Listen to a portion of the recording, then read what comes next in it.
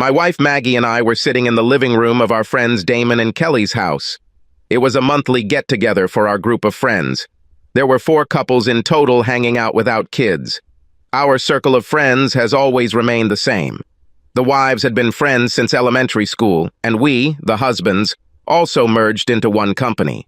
After graduating from college, it took about 3 years for a group of girls to get married and have families, and they were all mothers sitting at home. We all lived within walking distance of each other in a quiet suburb west of Chicago. They called their little company The Club. We were the first couple to get married and the second couple to have children. Damon and Kelly first had 2 children, 5-year-old twins. Mark and Jill had a 3-year-old. We had 2 aged 5 and 4, and Steve and Robin had 1 4-year-old. Strangely, all the children were girls except our son Cody. There was nothing special about any of us. Damon owns a bar club with a decent crowd at DJ nights. Me and Mark are a manager at a grocery store chain, and Steve sells insurance. All the wives were the MILF next door, cute soccer moms in pretty good shape and all pretty cute. But Jill was very hot at an earlier age, and from what I heard from my wife, a little wild. We drank Damon's Johnny Black. The ladies enjoyed their favorite white wine, and the buzz from it hit us all pretty good. We guys were pretty close. Not as tight as the ladies, but we spent time with the guys regularly. This usually took place on the golf course or in the darts league at Damon's bar. So as we sat in pairs talking about our children and their latest activities, Jill changed the subject and said, "I like being a responsible mother, but I miss dancing." The other ladies agreed and began to remember their student adventures. Maggie said, "Why don't we spend tomorrow evening somewhere and go dancing? We can leave the men on duty with the kids and go out and shake the cobwebs off our asses." Damon said, "Why can't we go with you? Who are you going to dance with?" Kelly said, "With those who want. We can relax and shake our asses and won't have husbands or kids to fuss over." "Wait," I said to my wife. "That was the point of these monthly parties, a night away from children.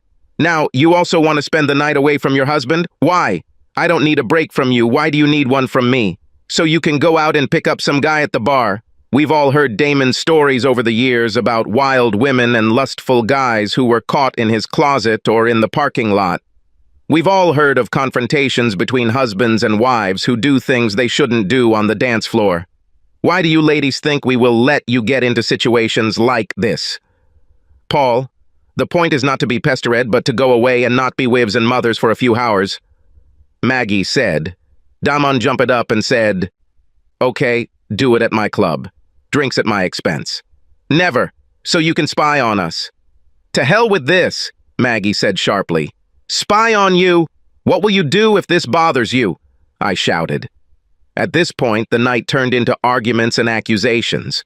I wasn't the only one concerned about the motivation for this, and in fact it became clear that they had already talked about it before the party. We were ambushed, and I was angry. "Okay, let's finish this. We need to cool down. It's all gone too far because of a stupid night out," I said. "I agree," Damon said. "We're at Cantigny tomorrow at 6:40 local time, boys." "It's not over yet," Jill said. "We're meeting tomorrow evening, and that's it." Her husband Mark said, "We'll see," and walked out the door. I was glad because he was right behind me in the driveway and I wanted to leave. "Let's go, Mags." "Okay, let's go," she said and left in anger. I shrugged and said goodnight to Damon and the others. All the way home she sat silently, crossing her arms over her chest, like a capricious child. All she lacked was a pout, and her displeasure rivaled that of my 5-year-old. I couldn't shake my anger at this setup. They planned everything clearly, and even chose the night. I think we all trusted our wives, but on some level we wondered why they felt like they needed a night away from us. It's not that we were married for decades, and our lives were boring. Maggie and I had a lot of adult nights out, and they were easy to organize since our kids' grandparents lived nearby and loved taking the kids along. They even let us spend the night without the children. Did one or more ladies want to deceive? Did they want to flirt and get affection from men other than their husbands on the dance floor? Why would they think we'd be spying if they went to Damon's bar? What were they afraid we would see? When I pulled into the garage, she opened the door and was practically out of the car before I stopped.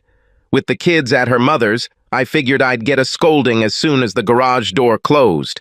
After 3 large glasses of wine at the party, she was relaxed enough to give me a tirade, unlike any before. Why are you acting like a jerk? I had to think quickly and decide how far I wanted to go. I decided to just let her go and let off some steam. Well, what's your problem with me going out with my friends? Do you feel like I belong to you? Do you think I want to do this so I can go and have sex? Answer me. I sighed and calmly said, tell me, why is it so important to go out without your husbands? Why can't you dance with us and shake your asses like you said with your husbands? Why risk being petted or, God forbid, worse, when you can dance with us and do whatever you want there? You heard Damon's warnings about illegal substances and girls being kidnapped on dates. He hears all the warnings and stories from other bar owners and the police. Can't you understand that we're just worried about you? You don't have to worry about anything. All we want to do is let off some steam. Then do it at Damon's bar, where X can keep an eye on you. We'd all feel better if it was there, and you'll save money on fees and drinks. X is Xavier, one of Damon's weekend bouncers. He's 6'5", 300 pounds, and a total wall of don't mess with me. I'll talk to the girls. Maybe we can compromise, she said. Sorry, I don't want to swear. We have the whole house to ourselves, so how about making good use of it? She continued with a sexy purr, taking off her blouse. We take off our outerwear and climb the stairs. By the time she sat on the bed, she was in her underwear, and I was naked. We made love. After lying on the bed, I tasted her sweat and asked, how about a shower? She smiled and said, I never want to move from this place. I was fast asleep when the alarm rang. I slowly walked into the shower to wake up, kissed the sleeping love of my life on the cheek, and went downstairs to get a cup of coffee. The argument from yesterday was still haunting me, and I knew I would be discussing it in detail over the course of 18 holes and a case of beer with the guys. I grabbed a case of Jung beer from the refrigerator in the garage, threw my clubs in the back seat of the SUV, and headed out to the golf course. When I pulled into the parking lot, I saw that the other guys already had carts, so I pulled up next to them. Mark said, Hey, Paul, we're ready for the round and ride. You owe me $20 from last week's skins when I won the last 4 holes, and that's $120 to play this course. I pulled out a $100 bill and handed it to him, saying, I have to hold this. We have not yet seen how much you will lose to me today. Damon Belly laughed as I loaded the cart with my bag and said, Guys, grab some beer. It should be cool enough to keep in your bag without getting too hot. Steve said, Damn it, Paul, $6 grand apiece won't make it around the bend. The girl with the beer will probably get some of our money today. Here, I brought cigars, and he handed me a pair of good Toro Gordos in a Connecticut wrapper. I never understood his need to smoke good cigars on the golf course. They were probably $8 a pop, so not too crazy, but still seems like a waste because they fall to the ground, get forgotten, or, as happened once, get hit by a ball while in someone's mouth. I dropped the putter after a costly missed putt and nearly took Mark's head off one time. Oh, but then again, we were paying $100+ for golf. People would think it was stupid too. Fully loaded smoked cigars, open bottles of beer, we headed to site number 1. I was driving with Mark, and while we were driving, he started talking about the party and the ladies' ambush. Dude, I'm worried about the girls going out without us tonight. It's not like them. And to be honest, Jill has been talking a lot about her fun old days lately. Crap. Yeah. She was talking on the phone last week about some fucking sex she was having. She didn't know I was home and could hear her conversation, so she didn't hide anything. I knew she used to have fun, so it wasn't anything she hadn't told me before, but she said she missed that lifestyle, which was news to me. Damn, now she wants to drag our wives with her, I said. I really thought she was over all that crap, and now that I had little Sammy, I didn't think I'd ever have to worry about her being faithful to me. This sucks. She was the one who brought it up last night in their little hangout. It would have been logical for her to lead this, but Maggie was all too willing to fight for it. He nodded, and I saw sadness in his eyes. It didn't make sense to me. Mark dotes on her.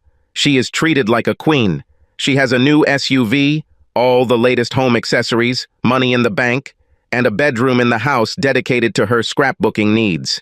They have regular date nights. We babysit Sammy for them anytime they need it. So they have plenty of non-child-related activities to do, and she should be happy. Although this may not be the life she wants. Maybe she never wanted to be a mother in the first place. Could the party girl she used to be the real her? I had heard about postpartum depression, but it didn't seem out of my league, and my wife didn't talk about it. I had to think about my wife. Will she cheat on me, or can she cheat on me? Does she know that Jill wants to go back to her old ways? I didn't notice any strange behavior. She never refuses me sex. Sure, we were interrupted a few times by the kids waking up, but that's just being a parent. Does she want to try someone else? Am I not good enough for her? Maybe I'm overreacting. Maybe it's just an innocent bachelorette party. Do they have the right to do this? We stopped at the turn before the 10th hole and grabbed some hot dogs. While we were eating, Damon said, "Guys, you understand that something is happening with our wives, don't you?" We all nodded in agreement. They were too hostile last night about this for my comfort level. The fact that they were worried about us knowing what they were doing and refused to go to my bar doesn't make sense to me. It really ruined my mood. I agree, I said. I talked to Maggie about it, and she said they would consider going to your bar as a compromise, but I really don't believe they'll just go there.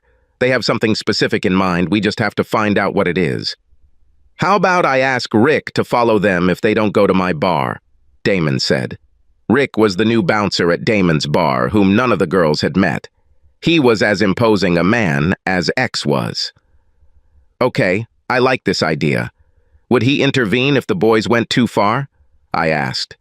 Dude, I pay him to do whatever we want him to do, Damon said. Okay, let's finish up the golf and then we can come up with a plan, Steve said, lighting another cigar. We finished golfing and sat at Damon's bar, talking to Rick. So this is what we want. Follow our wives wherever they go, stay in the background and watch them. If things start to get out of control, take a video on your phone and text me. Everything you wouldn't want your wife to do. If any of them try to leave with the guy, stop them, Damon said. How to stop them? Asked Rick. Do you want me to exercise with them?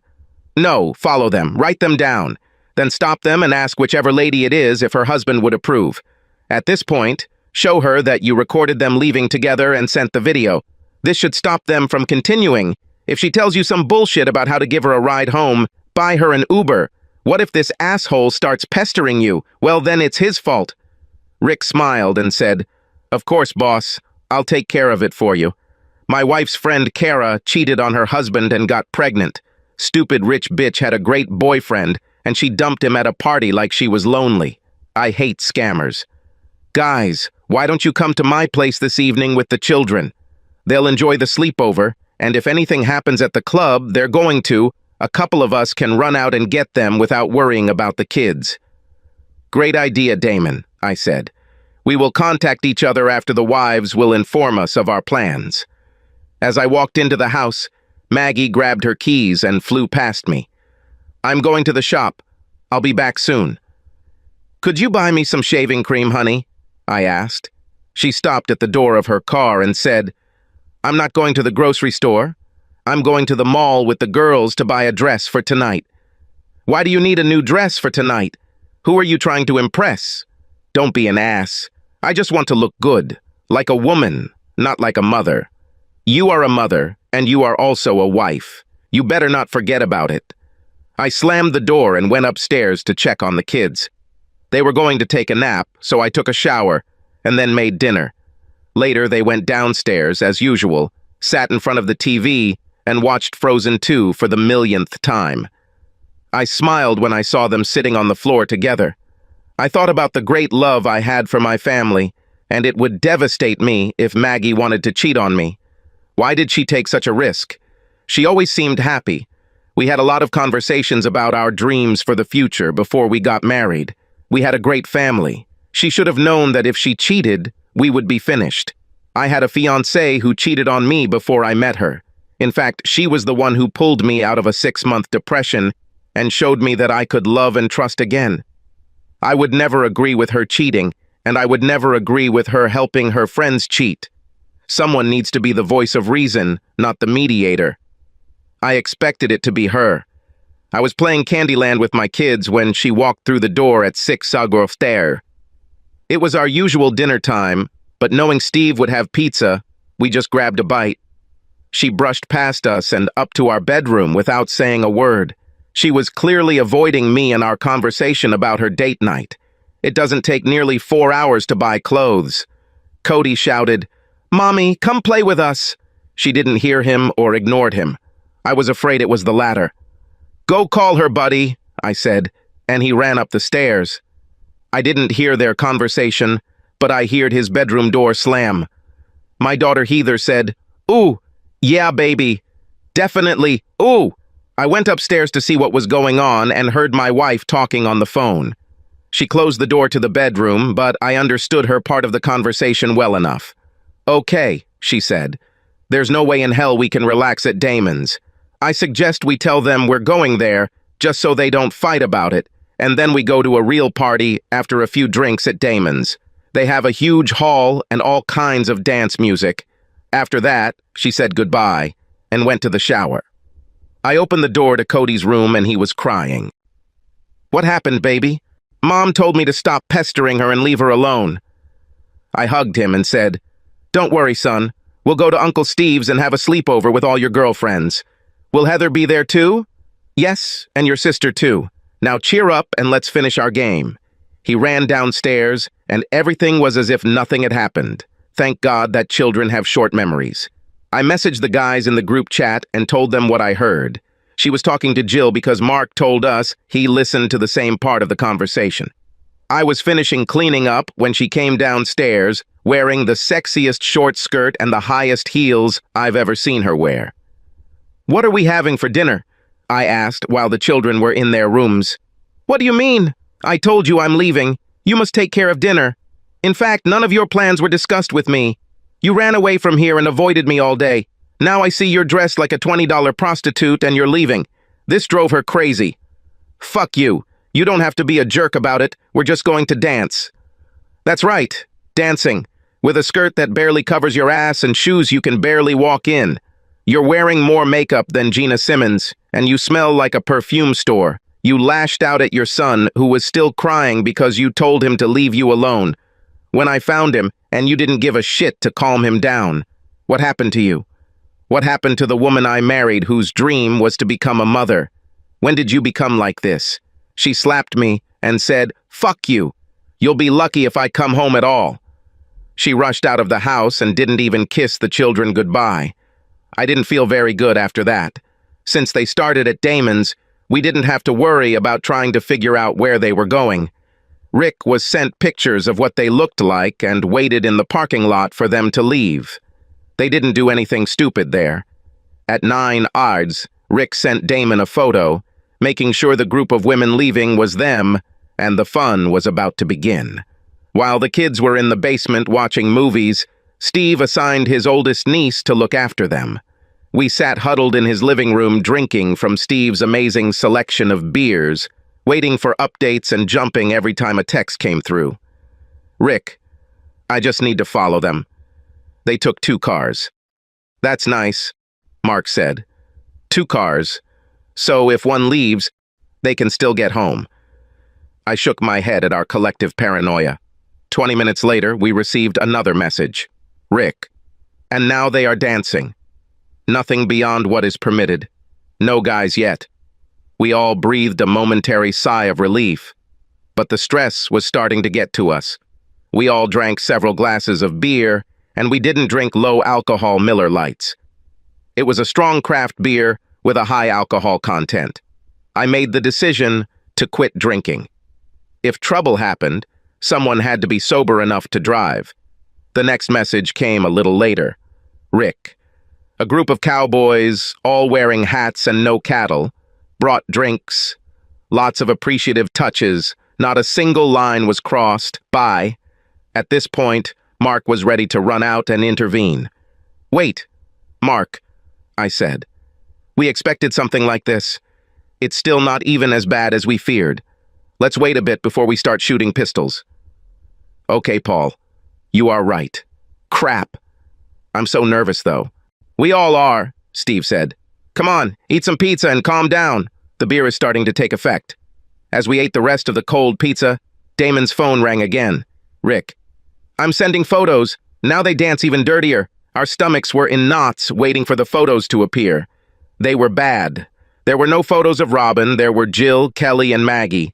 Damon wrote to Rick about Robin. What about the other redhead? Rick. She doesn't slow dance. She only dances fast numbers and line dances, and she doesn't drink. Her rhinestone cowboy has moved on to greener pastures. Steve was happy, and it felt like a huge weight had been lifted off his shoulders. Steve came downstairs to check on the kids while we were stewing, growing more frustrated by the minute, fearing the worst. Damon's phone rang again. Rick. Woman argue. Looks like Robin wants to leave. Just then, Steve walked in. Hey, Robin is mad and wants me to take her, I said. Go and get her. She clearly doesn't want to be there. Don't keep her waiting. He agreed, and a moment later walked out the door. This is incredible, Damon said. They are going to leave their girlfriend so they can stay. I see. At least we know what's going on, Mark said. If Rick hadn't been there, I'd be desperate right now, worried about her going back to her wild days. 20 minutes later, we received the video. All our wives were depicted on it. I threw my beer bottle across the room as Robin and Steve walked into the kitchen. I told them I didn't want to participate in this. I can only imagine what they will do, Robin said. What do you mean? Mark asked. Jill went out for sex. Kelly and Maggie say that's not the case, but Jill encourages them to join her for some weird party in a motel room. I told them no, and they called me names. Do you fucking believe this? They called me names because I don't want to be a woman of easy virtue. I was about to get up when Robin stopped me. Paul, she said all she was going to do was dance a little. I don't think Maggie is going to cheat on you. It doesn't look like it, I snapped. Then we heard the front door close. Where is Mark? Damon asked. Damn, he was just here, I said. Damn, we better go get him, Steve said as we ran out the door. He just pulled out of the driveway like a bat out of hell. Warn Rick, I said.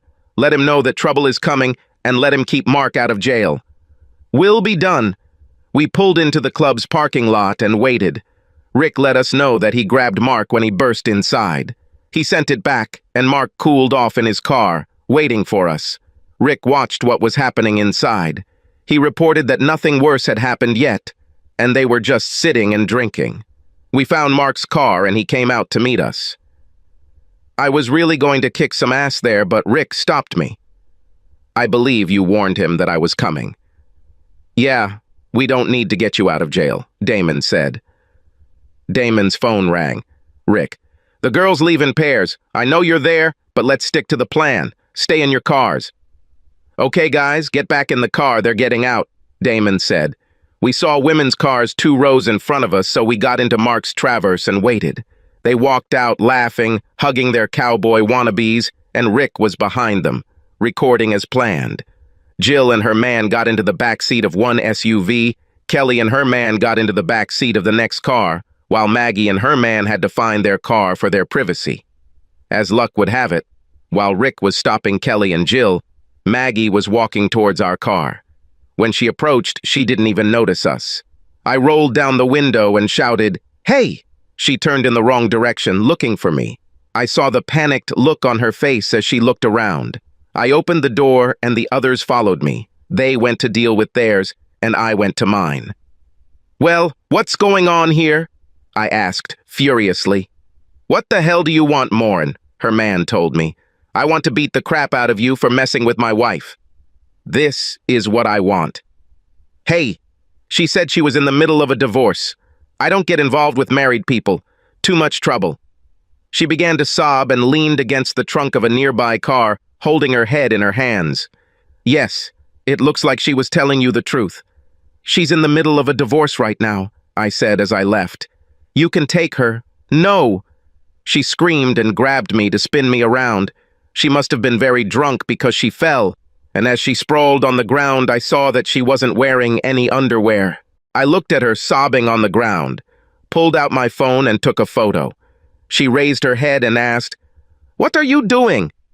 I looked at her with all the disgust I could muster and said, "Every time you beg me to forgive you and take you back, I will look at this photo.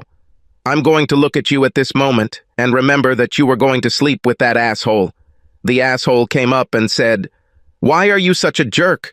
We didn't even do anything. Give me her underwear, you bastard." She sobbed a little more as he helped her up and then pulled her underwear out of his back pocket and handed them to me. I threw them at her and spat them on the ground. "Goodbye. Go home, change clothes, pack up your junk, and go to your parents' house. I don't want them to see you like this. If you're home in the morning, I'll send them a video of your antics tonight." "No, Paul, please." I wasn't going to do anything. He was just going to take me home. "Idiot, is this true? Lead to me and my friend there will intervene," I said, pointing at Rick, who had just punched one of the guy's buddies. "No, we were going to get to know each other better in my car." Maggie slapped him and screamed, "You're an idiot! I never intended to have sex with you." I shook my head and walked away to see if my friends were okay. 2 cowboys ran past me as I approached. I saw 2 women arguing with their husbands. I looked at Rick and said, "Did I really miss all the fun?" He laughed and said, "It doesn't look like it," and nodded towards my wife, who was stumbling. "It would have been a funnier sight if it weren't for your soon-to-be ex-wife." Before she could say anything, 2 police cars pulled up. Luckily, the cowboys were leaving in their truck when the police arrived. "Are there problems here, guys?" asked one of the officers. I came up and said, "Some guys abused our wives. We scared them off, so now everything is fine." He looked at me a little and asked, "Dust?" "No. We were at home when my wife called us to pick them up because they had drunk too much. You know how it is with housewives when they'll get the hang of it before drinking." "Well, yes. While they were waiting, they were accosted. We got here just in time, and these idiots left as soon as we arrived. He took our IDs and did with them what cops do. Meanwhile, our wives had calmed down and were huddled next to each other by the cars, while the 4 of us stood closer to the police car. He came out and said, "Okay, get them home safe and sound." I nodded and he said, "And from the looks of them, you might want to consider keeping them on a shorter leash."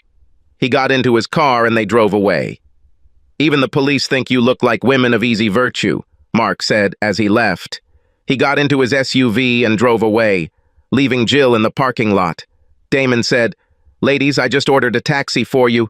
Go home and sort your shit out. We won't be there tonight. Sober up, and in the morning we will deal with your betrayals." This made Kelly and Maggie cry again, but Jill had a look of hatred on her face. Damon said, "Fuck off, Jill. This shit is on you and your desire to relive your good old days. You brought your girlfriends into this shit with you, and now you have to pay the piper. Thank God Robin had the sense to leave and warn us. You just sent her home alone so you could get yours. Oh yeah, we all know about the motel party plan, bitch. So you better come up with a good excuse for it in your argument tomorrow." She cowered, and Steve went back to get his truck. When he arrived, a taxi pulled up and imported our wives. None of us responded to anything they said. All the pleading and persuasion they were capable of would not help them tonight. "I'm seriously considering divorcing her," I said. "I've seen your wives actually sit in the back seats with their asses, but mine didn't go that far." Although I'm sure her intentions weren't good, they nodded in agreement. "My main consideration, however, is the children. I can't be a part-time dad, dudes. It would kill me. They are so young that I don't know what to do. I just do not know." I woke up to the sound of children running around, like kids do when they're excited to be with friends. Robin was cooking breakfast, and from the smell, it was bacon French toast. I also smelled coffee, so I went to the kitchen to get a cup to wake up quickly. I saw that it was 6 a.m. and sighed. At least I'll have a few more hours before my wife wakes up with a hangover. I was afraid of facing this fiasco when I turned on my phone. I saw that I had 5 voicemails. 3 from her, 1 from Mark, and 1 from Dale, her father. I listened to Mark first. He was just letting me know that he went to the hotel and everything was fine. Dale let me know that my wife was safe with them. It turns out she didn't go home. She walked straight towards them. I can only imagine how that conversation went, given the state she was in. I didn't bother listening to Maggie's messages. I tried to read the texts, but they were so incoherent that I deleted them. Steve and Damon entered the kitchen a few minutes later and sat down at the counter on the bar stools. Robin spoke first. "I'm so sorry, guys. I really tried to reason with them. I said, 'Don't worry about it, Robin. You are the only smart one in this company because you left. We had a guy in the bar who was watching you all the time.'" "What?" she screamed. "You were spying on us? You idiots!" "Shut up," Steve shouted. "You dare to be upset that we are worried and that someone is watching you. What the hell do you think happened last night? We caught them leading the men to their cars, Robin." Jill and Kelly sat right in the back seat with them. She stood there in as much shock as the rest of us at Steve's outburst. Thank God the children didn't hear this. "You want to stand there all modest because you think you haven't done anything wrong. Have you stopped your friends when they were lying on the floor and behaving inappropriately? I don't think so. Fuck this. The line is the hands and lips on them of men who are not their husbands. Steve, Shut up. What do you think about your little plan to ambush us? And then you're shocked that we don't want you to go out alone? Last night went exactly as we feared. Marriages are in trouble, Robin. Ours, including for your support of how they acted. Did you really think that we wouldn't find out that something happened when you all fought over going to Damon's where you would be safe? I'm just wondering what your intentions really were last night, and if you chickened out when you heard their plan." Sobbing, she said, "Steve, no, please. You have to believe me. I don't believe anything you say right now. I'm leaving." Steve stood up and left us all sitting there while Robin ran to her bedroom, leaving Damon and I sitting there with our mouths open in shock. God. "I didn't see that coming," Damon said. I shrugged and said, "Let's finish preparing breakfast for the children and hit the road. I have a place for Mark's daughter. I'll take her to his hotel where he stayed last night." Fine. We finished preparing breakfast. Robin pulled herself together and returned to help. When we were leaving, I asked her, "Are you going to be okay?" She said quietly, hugging me, "I hope so. I really hope so." Mark didn't answer when I called to meet him to drop off his daughter, so I drove to his house. I left him a message asking him to meet me there. Jill opened the door and shouted, "What the hell do you want, idiot?" Little Sammy started crying behind me, so I picked her up, turned around, and walked back to my car. Jill came out screaming for me to give her the baby and started hitting me in the back. A neighbor saw what was happening and called the police. They arrived while she was still trying to get Sammy out of my car. It made my kids cry, so it was very ugly. The police told her to move away, and she started screaming at them that I had kidnapped her child. Naturally, they took this seriously. One officer took Jill to the other side of my car to get her story, while the other officer stayed with me. I told him the whole story from last night, right up until she yelled at me at the door. I explained that I was taking Sammy home, but Jill was unable to pick her up. A few minutes later, Mark pulled into the driveway. He came up to me and the officer and asked what was going on. After I filled him in, the officer confirmed his identity and he confirmed my story about the previous night. He then listened to my voicemail, telling him that I was going to take Sammy home and meet him there. The officer finally relaxed and was convinced that I was no danger to anyone, so he allowed Mark to take Sammy, despite the objections of a screaming Jill. Jill looked like a banshee. She banged on his car as he drove away, picked up a brick from their landscaping and threw it at the car as it drove away. Because of this, she was arrested. Wisely, Mark went to the police station to obtain a restraining order. The arrest report and Jill's tirades made it easier. I drove home to see if Maggie had made it home or if she was still with her dad. I figured she was still sleeping it off because my phone never rang. I got the kids inside and in front of the TV with some snacks, while I went into the kitchen to call Dale. "Oh my God, Paul, what happened last night? Maggie showed up here half to death drunk and dressed like a prostitute. She said you kicked her out and she didn't even do anything. She passed out before I could get anything else out of her, and she's still asleep. We are terribly worried. Dale, she and her idiotic friends went dancing in those outfits. Let's just say I caught her walking to the car with another man without underwear. Oh my God. Yeah, well, she's right that it never went too far, but that's only because I stopped it. She was going to do some irrational things in this guy's car. I'm really sorry, Paul. What will happen now? I don't know, Dale. Can I forgive her for the fact that she intended to cheat on me, and only thanks to my intervention this did not happen? Paul, you know I love you, but she is my child. I'd like to see you try to forgive her. At least think about it for the sake of the children. Dale, you don't even know half the problem with what she did last night. Even the events leading up to this show that she planned this and did not respect our marriage or our family. I need some time to think about this. You're right about the kids, though. This is the main thing for me. Would you mind if I stopped by so you could help me pick up her car from the club she was at? Of course, son. Come in. Kathy, I would like to see your grandchildren if you want to keep them. Sounds like a plan. As we drove to the club, I told Dale the whole story. He was rightly shocked, but still asked me to forgive her. Just as we were pulling into the parking lot, my phone rang. It was Maggie. I ignored it, and Dale frowned. You can't hide from her, son. You have these two babies, and you need to talk about it. You just can't let this fester. I know I'm going to go home and wait for her. Will you and Katie stay with the kids while we talk? Certainly. Please listen to her. Perhaps you could talk to a priest or counselor to help you get through this. Of course, Dale, but only one step at a time. I sent my wife a message asking her to meet me at home at 1 o'clock, and she would answer 4 questions honestly to start a dialogue.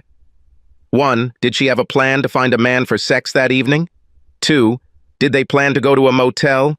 3. Why did she give him her underwear? 4. What was her plan of action in his car? I already knew the answer to some. For the rest, I already received lies from her that night. I could tell if she was lying to me. Her right eye twitches slightly, almost imperceptibly, when she lies. I always managed to catch her, even in a small lie. That was probably why she didn't want to talk about her plans before they left. She knows that I know about her nervous tics. Maggie's parents, Dale and Katie, had a fairy tale marriage. They were high school sweethearts who got married shortly after graduating from high school. When Maggie introduced me to her parents, I was amazed at how her parents behaved. They were always touching each other. They always sat next to each other, and if there was only one seat, Dale would stand as close as possible to where Katie was sitting. When I asked for his blessing to marry Maggie, we had a long conversation about how to maintain a happy marriage in the long run, and once the newness wears off. He explained, Paul, marriage is never a straight or smooth path. You can drive for miles without turning or potholes, but eventually you'll hit one. The key is to make sure your car can handle it when that time comes. The equipment requires maintenance. If you let small problems slide or don't do regular tune-ups and oil changes, your car won't last long. If the road is your marriage, then your car is your relationship. You have to work at it all the time. This doesn't mean not forgetting anniversaries and birthdays. It's just part of the deal. It means making time for yourself to be together. Be gentle. Be caring. Do the little things that you might not want to do because they're little things and they don't matter when it comes down to it anyway. If your relationship is maintained properly, you will have a long, fulfilling marriage. I relived this conversation and some of the many others we have had over the past few years. I thought we had a love like theirs. We're not that touchy-feely, but we do take the time to make sure that our marriage is maintained, so to speak. I have always been confident in the stability of our marriage, and, of course, confident in her fidelity. Until that night, it never occurred to me that she could ever betray our marriage. Did I miss the warning signs? Have I not done the little things I should have done to keep my marriage healthy? This would require some thought.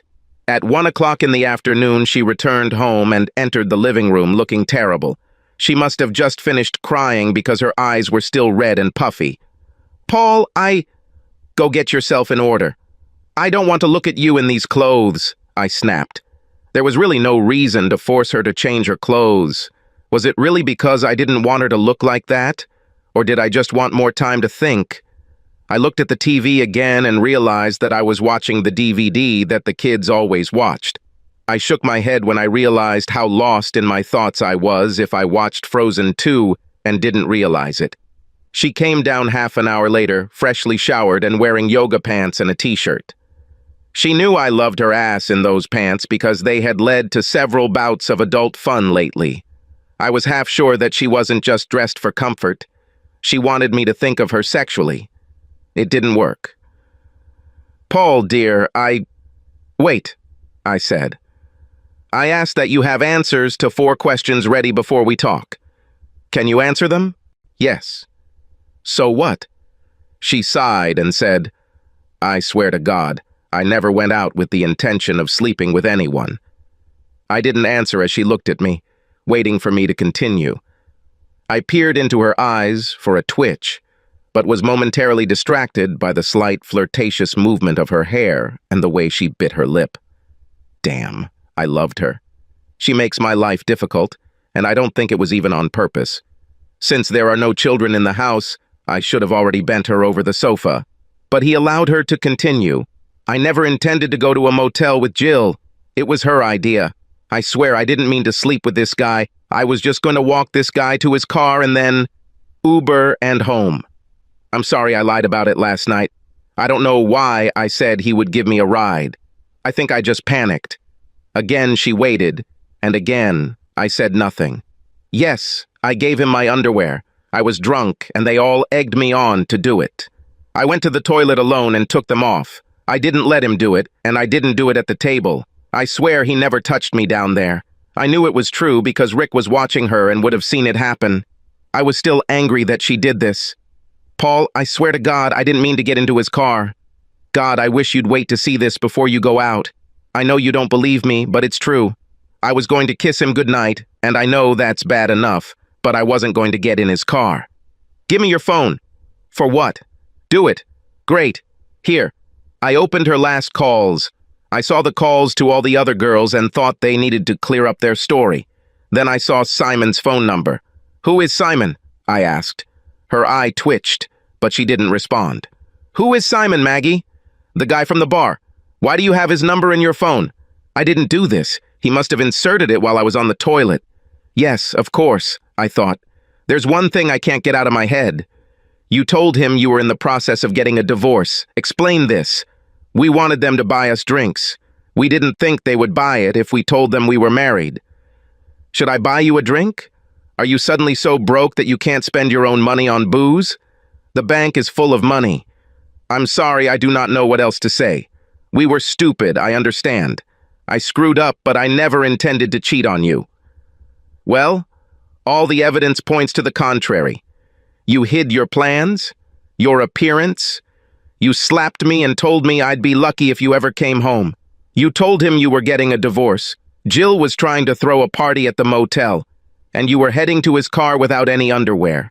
Your girlfriends sat right in the back seat with their boyfriends. Every bit of it shows me that you planned to deceive me." She cried and ran out of the room. My anger had already subsided and I was quite calm. I didn't see any signs that she was lying to me. I just couldn't figure out if it was her actions or her obvious intentions that mattered. I stopped what was actually going to happen, so I had no way of knowing whether he could have gotten her into his car or not.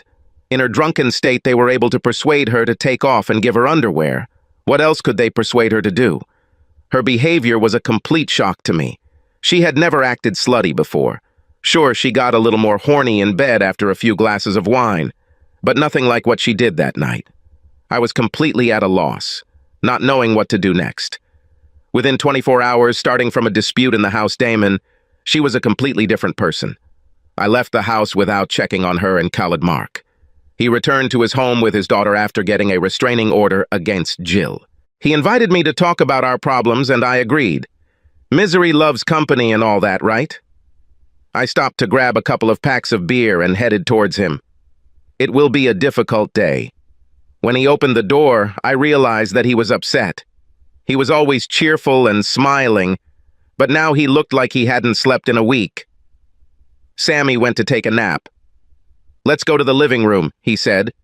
He was carrying a wireless baby monitor, and I could hear soft music playing in her room. "Have you spoken to Maggie?" he asked. "Yes, she claimed she had no intention of getting into that asshole's car, but I'm not sure I believe her. Hell, even if I believe her, I can't say he couldn't talk her into it. I really have no idea what I'm going to do yet. What happened to Jill? He told me about her arrest and restraining order, and that he had an appointment with his lawyer on Tuesday. So this is really a scam?" I asked. "Yes. Here, look at this. These texts helped obtain a restraining order." He handed me his phone and showed me the string of messages Jill had sent him after she left the club.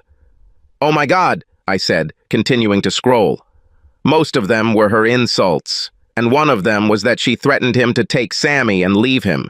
But the last one, sent at 1 a.m., read, "Get a DNA test, asshole." I looked at him. He was sad and shook his head. "She left her phone here this morning," he continued. "There are a ton of messages from a couple of other guys exchanging shit. So, yeah, we're done." I sent screenshots of them to my email before she returned with a police escort to collect some of her clothes and belongings. As far as I'm concerned, she could rot in hell. Although I hope I can get custody of Sammy, I really think Jill is mentally unstable. She certainly seemed like that when she beat me this morning. Sorry about that. I was getting out of the shower when you called. I thought that we would arrive here at the same time, so I didn't call you back. I left as soon as I saw your message. It's okay, brother. What are you gonna do, Paul? My main priority is children. I don't want to be a part-time dad. At least you have a chance to get custody. I don't have anything like that. I guess I have to try to decide if I can survive what she did or not. As much as I want to stay with my kids, I don't want to live with her as roommates either. Damn, Jill did this to everyone else. I'm sure of it. She was the driving force behind this entire night's walk. Maybe you should lean toward forgiveness. She never cheated. I know. I just don't want to act like a wimp and let her think she can get away with this crap. What will happen next time I'm not there? This sucks, dude. Yeah, it sucks. Just then, Sammy woke up, and that ended the discussion of our problems for a while. However, this did not stop me from drinking. Mark stopped after a couple of minutes, but for what reason did I have to stop? After God knows how many more beers, Mark drove me home. Maggie's car was in the driveway when we pulled up. I frowned at the thought of dealing with her again as I stumbled out of the car. I said goodbye to Mark when Sammy giggled and called me a stupid chatterbox. I walked through the front door and smelled something cooking. I closed the door and went up to my bedroom, wanting to avoid Maggie. I guess I wasn't calm enough because she was sitting on the bed when I came out of the bathroom. What will happen to us, Paul? I'm so sorry about all of this. I looked at her but could not answer her. I said, I don't know, but I think you should stay with your parents until we figure this out. She cried and said, Do you not love me anymore? If I didn't love you, your ass would be on the sidelines by now. Listen, I'm going to take a few days off. I will take the children from your parents and take care of them here. I need some more time to think about this. Get them some clothes and let them spend the night with you. I'm not able to. Will you have dinner with me? I made you beef stroganoff. Cooking my favorite dinner won't fix us. I know. I just wanted to do something nice for you. I love you so much, Paul. It kills me that I caused such damage to our marriage. You have to believe me. I never intended to cheat on you. I think it's time for you to go. I will pick up the children from kindergarten tomorrow if you drop them off there. Okay, she said, crying. I love you so much. Please let me come home soon. She tried to hug me, and I backed away. She turned and left the room as I stood there, wondering if I should just let her stay, but I didn't stop her. I woke up the next morning, which was Monday, and decided that I would make a decision by Wednesday one way or another. I decided that a long delay would not help. After speaking with my boss, I was given a week off. He had been pestering me for a while about taking up my reserved vacation time, so he was fine. I made an appointment with a lawyer this coming Wednesday to see what I would have to deal with if I went the divorce route. I hoped it wasn't as bad as my internet research looked. I also sent a group message to the guys to see if anyone had done the same thing as me by taking some time off. It turned out that all the guys had at least taken the day off, so I suggested that we all get together. Steve had Robin at his house, so we all decided to meet there. Robin could look after any children who weren't in daycare or with their mother. Steve and Robin made up when he calmed down. I was glad about that because we knew she didn't act like the other wives that night. I didn't think she should be punished as much as the others. Damon asked Kelly to stay with her parents for a few days, and she agreed. At that time, he also had not yet made any decisions. Mark was still moving forward with his divorce plan. The complete disrespect that Jill showed him was too much to overcome. Nobody blamed him for this decision. He had evidence of her infidelity from her phone. As we sat at the kitchen table talking, Damon and Stevie agreed with Mark that I should try to make things work with Maggie. They all felt that she had not done anything yet, but it was unclear whether she would have done so or not. If I were honest with myself, I would realize that I'm already leaning in that direction. I still plan to meet with a lawyer, if only to be thorough. Damon had another problem. Kelly was in the back seat with her boyfriend, and there's no excuse for that. Even if she didn't sleep with him, something was bound to happen. Damon was just as unsure of what to do as I was. If we didn't have children, our wives would already be on the street with Jill. We just couldn't make such a quick, emotional decision like that. Families were at stake. The more I thought about it, the more I realized that the consequences of divorce would be too severe.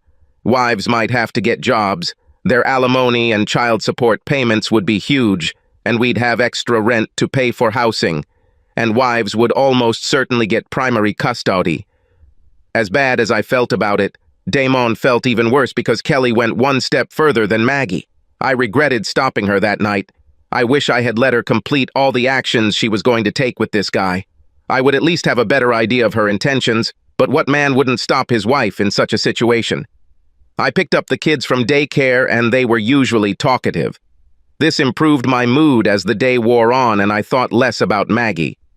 Around dinner time, Dale called and after some small talk asked, "Paul, how about we bring over a couple of pizzas and see if we can help you come to a decision? Dale, you and Katie can come, but I'm not going to see or talk to Maggie today." "Paul, you can't hide from her." "I am not hiding. I just need time to think about my options and what I'm going to do. If you want to come and take her side, I have no problem talking to you. Not with Maggie." "Okay, Paul. See you in an hour." If I didn't like her parents so much, I would tell him to fuck off. Since I was already leaning towards giving her a second chance, I decided to talk to them. It won't hurt anything. We ate pizza and talked with the kids until bedtime. It was a difficult conversation to have to explain to them why their mom wasn't home to put them to bed. Katie's presence helped, and I was grateful for that. After the children had settled down and had their stories read to them, it was time for some serious conversation. Kathy started by saying, "Paul, where are you now? Is there a chance for you two to stay together?" "There's always a chance. My problem is balancing her intentions with what I know and have seen. She claims nothing should have happened to this guy, but she told him she was in the process of getting a divorce." Katie gasped. "She said it was so he could buy her a drink. We do not suffer due to lack of money. There is no need for men to buy her drinks. She also gave him her underwear, and yes, she followed him to his car, drunk and without underwear." "Oh my God!"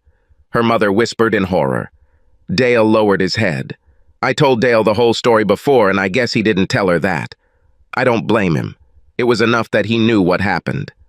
"Paul, I don't know what to say to this," she said, barely audibly. "I know. This sucks. She said it was because she dared to do it and was too drunk to make the right decision. Who dares ask to take off his underwear in a bar unless he's trying to get into her pants? And who gives it to him if she wasn't going to let him sleep with him? A wife and mother should not behave like this. What the hell am I supposed to do knowing all this?" On top of that, it had been planned in advance for what it would be like for the night, at least for her friend Jill, and maybe for all of them. We asked them to go to Damon's bar so we knew they would be safe. They said no, and that they didn't want us to spy on them. Does this look like it's going to be an innocent night? Not for me. That's why we followed them. Thank God you did it, Dale added. Well, yes, Mark and Jill are getting divorced. Damon and Kelly probably too. That would definitely be the case if Damon didn't have kids to think about. The only safe couple out of all of us is Stevie and Robin, and that's because she left when they started crossing boundaries. Their marriage was even in limbo because Stevie hated that Robin didn't try to stop their promiscuous behavior. What about a consultation? Dale asked. Oh, that has to happen at the very least if I decide to give her a chance. There is no doubt about it. What made her make this terrible decision to go out with her friends, knowing that Jill was fully planning on picking up men?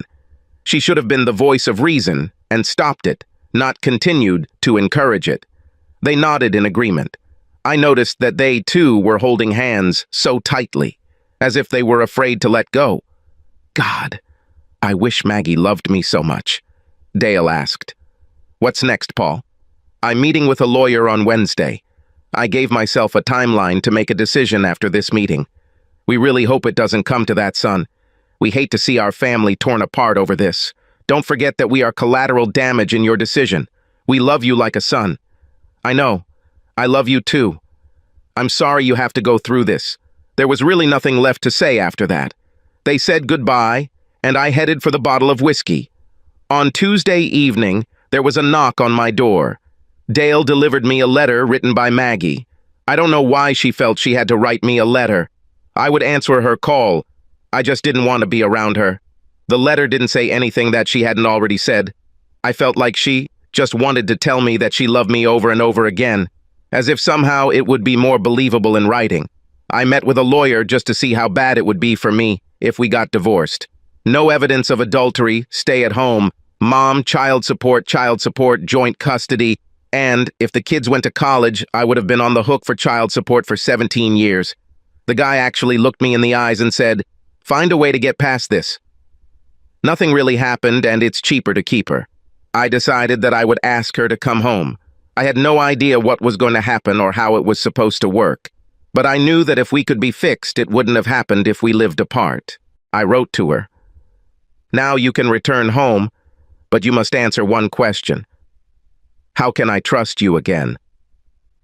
I hoped she could tell me because I couldn't figure out how I could trust her in the future. I knew that we would have no future if there was no trust. When I put the kids to bed, I still had no answer. The kids were very upset that she was still not home, and I didn't have a convincing answer to tell them why. I read them a story, but they cried until they fell asleep. I was getting angrier by the minute, so I called her parents' landline. I have not received a reply. I called her cell phone, but no one answered. I called Dale's cell phone, but no one answered. I called all 3 numbers and sent SMS every 15 minutes for an hour. It was almost 10 o'clock, and I began to worry. I called Robin and asked her to come watch the kids so I could drive over and see what was going on in their house. I was shocked because someone should have answered one of the phones at this time of night. Robin pulled into my driveway, and I met her at the door. Anything else, Paul? No, thank you for coming so quickly.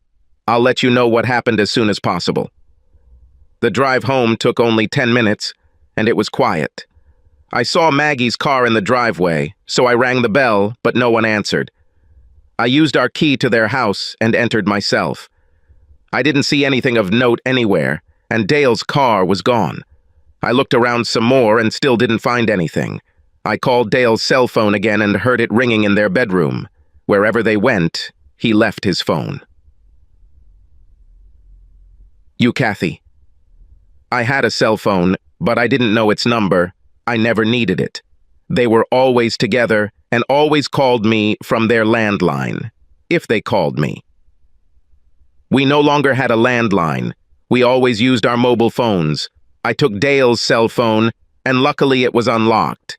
I scrolled through and found Katie's cell number. I heard it ring in the kitchen when it rang and found it in her purse.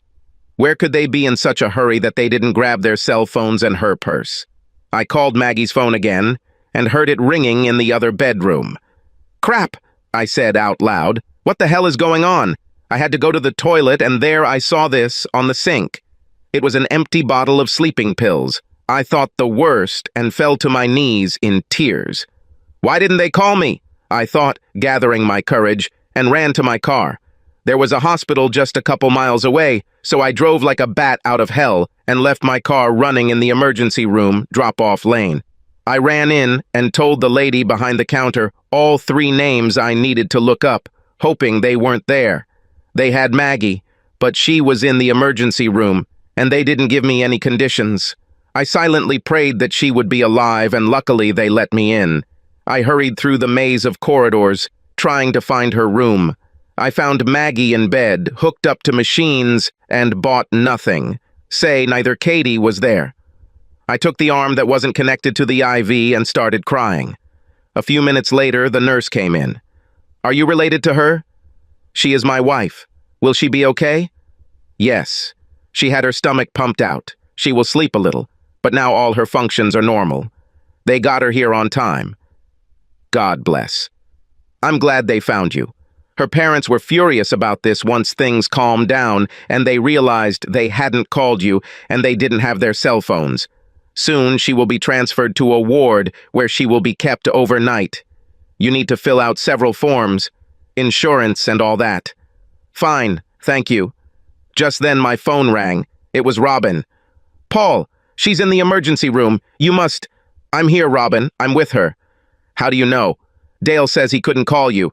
I found an empty pill bottle and their phones in the house and feared the worst. I rushed here. Paul, this is Dale. I'm here with her, Dale. Sorry, son. When we found her, we rushed to her in a panic and forgot our phones. All our numbers are written in these damn things. We don't even try to remember them anymore. We couldn't figure out how to contact you. Katie was in a bad way and panicking, so I couldn't leave her until they told us Maggie would be okay. As soon as Kathy calmed down, I rushed here to pick you up. Katie is not in the room. I'm not sure where she is now. She was going to the chapel. I'm already on my way back. See you soon. Floor? Robin said, returning to the line. Robin, can you stay a little? Certainly. I'll stay the night. Don't worry about anything here. Thank you. I owe you. Forget it. Keep me informed. I will do so. Thank you. Maggie wasn't going to wake up for a while, and it wouldn't be long before she was moved to another room, so I went to check on Katie. I still needed some answers and wanted to make sure she was okay. I found her in the chapel praying. She saw me and rushed into my arms. Oh, Paul, I was so scared that she took the pills. Why? What's happened? We do not know. She was in her room all day. Sometime after dinner, I went to invite her to tea, as we do every evening, but she was lying slumped on the bed. She barely woke up, but said something about a stupid mistake and pills. It didn't take long to realize what she had done. Dale carried her to the car and we brought her here. We didn't think about taking our phones. I didn't even grab my purse. Yes, I saw it. I came to your house when no one answered my messages. I couldn't understand why she didn't call me after I told her to come home. Did you tell her to come home? Yes. We still have a lot to talk about, but being apart won't help that. Then why would she do this? It does not make sense. She wanted to come home to you so badly. Well, we'll have to wait until she tells us everything herself. Let's go. She will soon be transferred to another ward, and Dale is already returning. Maggie and I were with him when Dale returned. Katie fell asleep. Are there any changes? He asked. No, we're just waiting. Fine. Oh, here are your keys. I saw your car in the oncoming lane. I parked it for you. Thank you. I forgot I left it there. Someone must have turned it off for you. It didn't work. You're lucky it wasn't stolen. I actually didn't think about it at the time. Mister forgot his phone at home. Yes, but we are old. We have an excuse. They settled Maggie in the room and told us to go home and get some sleep. There was nothing we could do and no one knew when she would wake up. I filled out all the insurance information, signed the required forms, and headed home. After I told Robin about Maggie's condition, she asked me why she did it. I don't know, I said. I asked her to come home and... Holy crap! What? Asked Robin. I told her to come home, but she had to tell me how I could trust her again. Damn, I bet she got that wrong. I meant it to be an opener for conversation, not closing the door if she couldn't think of an answer. Damn, it's my fault. No, stop that. It is not your fault. She has created a terrible situation for herself and has been in a deplorable state for several days now. It was her choice. You must be strong now so that you can restore her. She will need you now more than ever. You must think correctly. Your children need it to be healthy. Fine. It's just not what we needed right now. I can't fix my marriage if I have to fix her first. You and all the other girls that were at the party, what do you think about this shit now? We know we were stupid. I'm so sorry you're going through this. She hugged me and left. I took the children to kindergarten and went to the hospital. I walked in half an hour before the reception started. Nobody stopped me, so I'm not sure if it was normal or not. I did not care. She was sleeping when I entered her room. I saw that the tray of food was sitting there untouched. I remember this was one of the things I filled out the night before, the breakfast selection. I decided that she had not woken up yet, and I was glad of that. I wanted her to see me there when she woke up. I hoped that it would improve her state of mind and at least clarify something if she knew that I was next to her. I took her hand, leaned over and kissed her forehead. She stirred but didn't wake up, so I pulled a large chair closer and sat down. I held her left hand with my right and looked at the news on my phone. Dale and Katie walked in right at the beginning of visiting hours. They smiled when they saw me, and Katie asked, "She woke up?" "I don't think so. I haven't seen the nurse yet, and her breakfast hasn't been eaten, but that doesn't mean anything." "As children?" I didn't tell them anything. They just went to kindergarten as if it were a normal day. "Okay, no need to upset them," Dale agreed. We didn't talk about anything for a few minutes before I said, "When she is released, I will take her home with me. It will be best that way. She needs her stability back. She needs her family, her children. She's clearly lost without you," Katie said. "I just don't understand why," Dale said. "You told her to come home. Why did she do this?" "He told me to come home if I could tell him how to trust me again," said Maggie, who was awake at that moment. I squeezed her hand and looked at her with tears in my eyes. "Has gone," and Dale jumped up and walked to the other side of the bed. "Darling, but what made you do this?" Dale asked. "I tried all day, all dinner and after. I couldn't figure out how to show him that he could trust me. I just couldn't stand it. If I can't get back to him, I won't be able to live without him. I never meant this as a condition of your return. I meant it as something we had to work on together first. Baby, what you did hurts more than what caused our problems in the first place. Your children need you. I need you. I cannot lose you," I said, and kissed her on the cheek.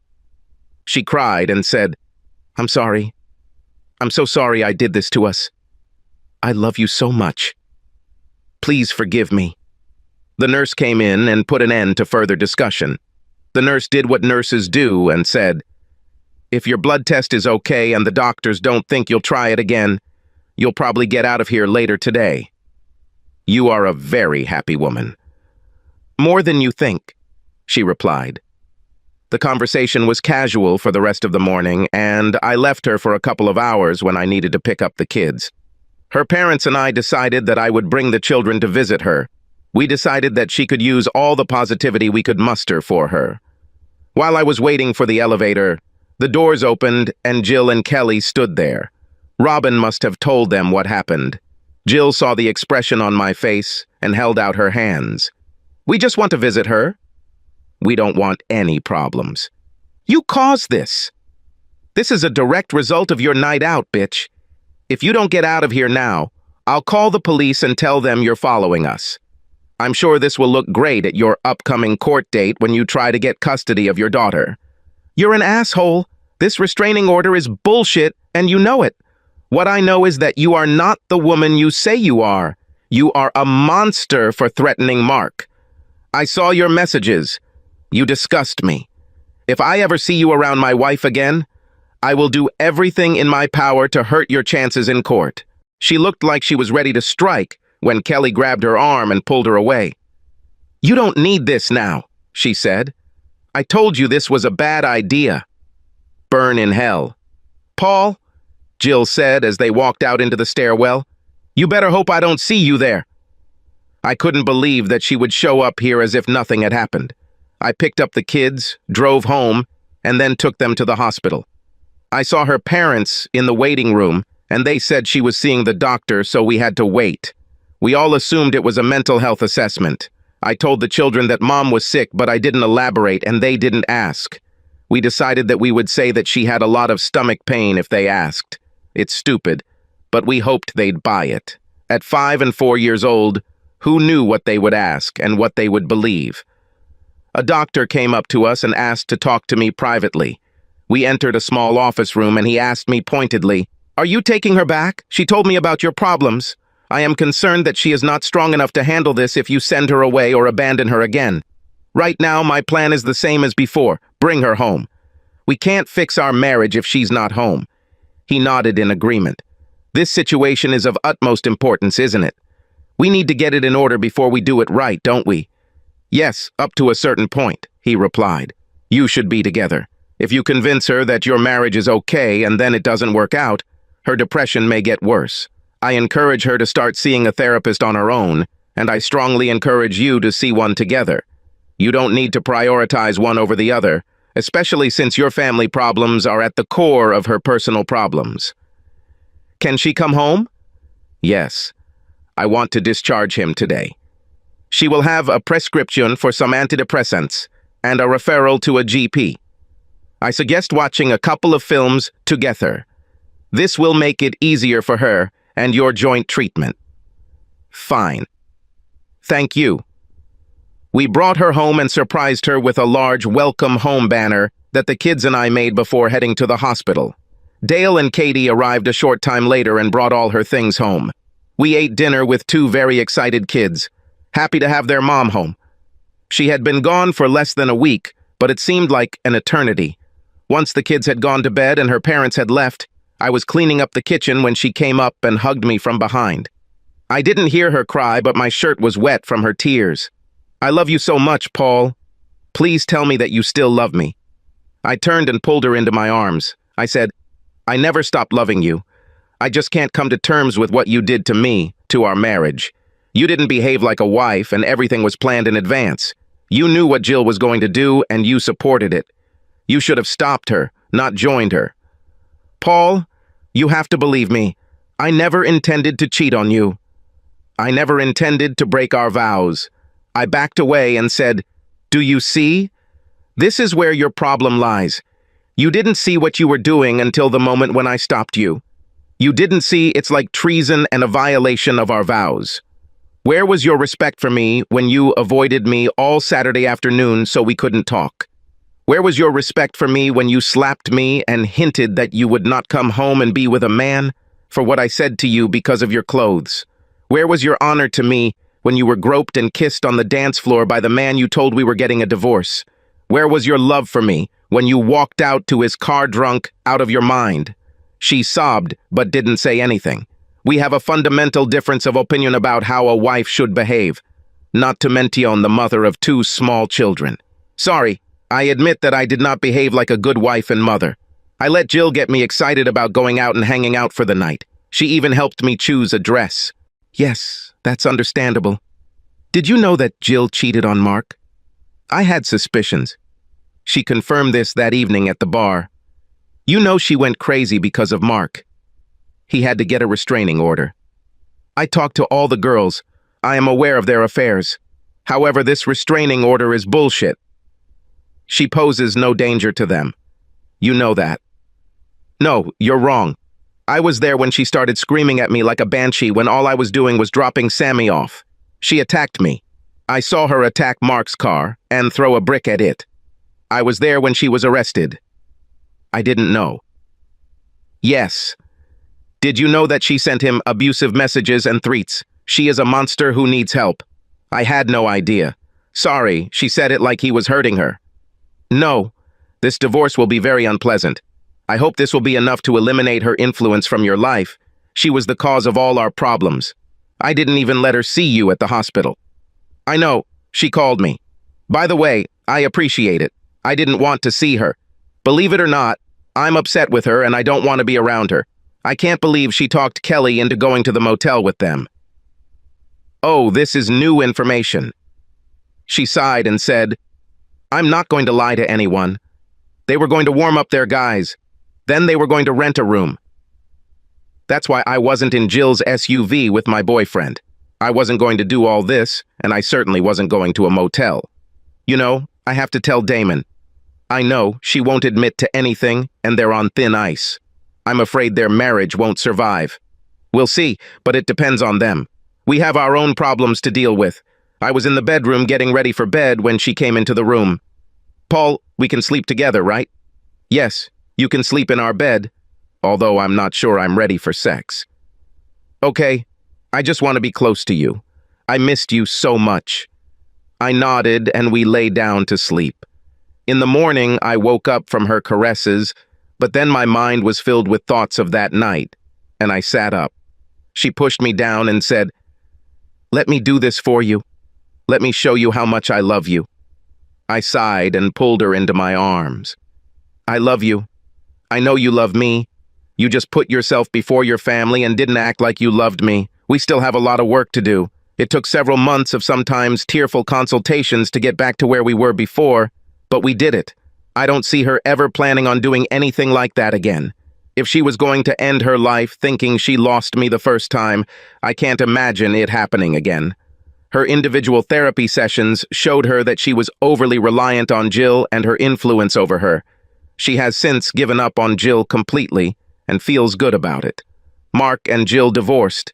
She lost primary custody but was granted free visitation. In fact, her parents forced her to undergo therapy. When Mark told them the whole story of what she did to destroy her family, her rich dad threatened to abandon her. I hope she can get better. Damon and Kelly survived it. Damon couldn't be separated from his little girls. I don't think he's happy, but he puts on a good face and keeps Kelly on a tight leash. She also cut off all contact with Jill. After months of begging Damon, I stopped complaining about Kelly and Maggie being friends. I feel bad for Damon, and I can't help but think he'll leave as soon as the girls are old enough. Steve and Robin also stayed together. Of course, this was the easier route since she didn't do anything with other guys. She refuses to go out without Steve, and I feel like that's a little over the top, but that's their marriage. The ladies still have their own club, and they invited another housewife, Hannah Davis, who was new to the area. She fits in well with the wives, but her husband Ryan doesn't play golf, smoke cigars, or drink craft beer. But we are working on it. He's a bloody great darts player and fits in perfectly with our team. Life goes on.